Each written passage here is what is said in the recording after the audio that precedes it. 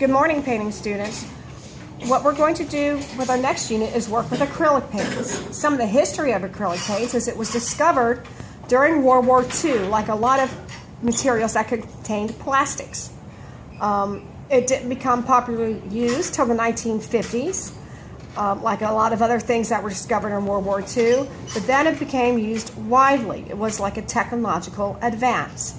Okay, to prepare for acrylic painting, you're going to review some things and you're going to make a sample chart like this. Most of you have had some kind of color theory or color mixing in Art 1 or in middle school or in elementary school. So we're going to review, and for those of you who don't know these things, that's okay. That's why we practice.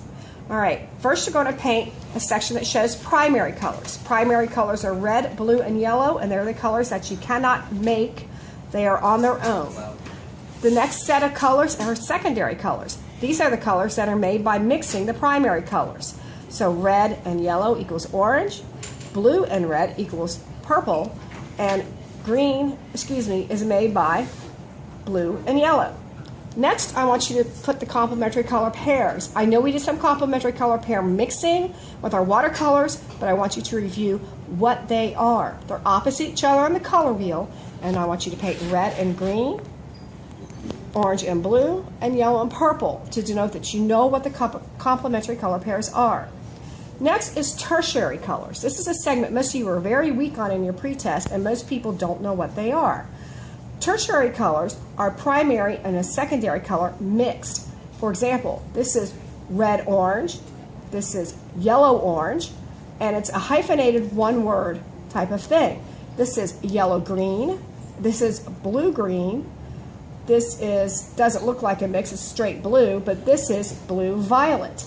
So, to do a sample of tertiaries, this is the only one the student got wrong, but you mix a primary and secondary color. I want you to show me 6 different tertiary colors in this piece. In the next segment, I want you to show me what tints are. Now, when people mess up on tints, they try to start with a color and keep on adding more white to it and more white to it and more white to it, and that wastes a lot of paint. What I want you to do when you do your tints, your 6 tints, is you're going to start out with a puddle of white and dip a little bit of the color in it, okay, to get used to doing tints without wasting paint. So that's what you're going to do in this segment. And this segment is tones. They're a little duller than tints. You only have to do 3 of those. And what it is gray mixed with a small amount of color. So you're going to do a white and black puddle, white, just a dot of black in it to make your gray, and then add a dot of color to it. You're going to do 3 of those.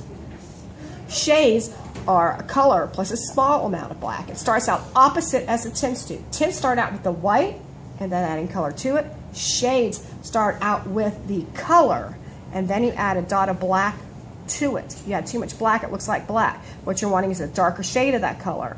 So try 3 of those shades.